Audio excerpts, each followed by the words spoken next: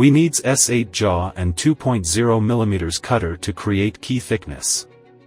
Click Blade Modification, select Create Thickness.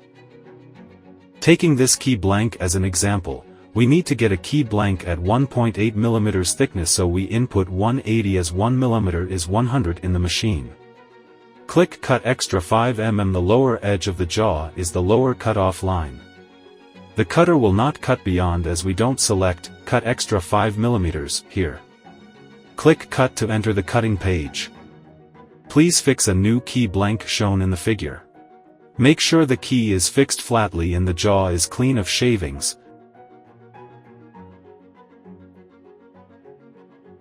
Two options for double side cutting and single side cutting. You can select either of it according to your needs. This video will select single-sided cutting as a demonstration to show how to do here. Then click Cut to start cutting.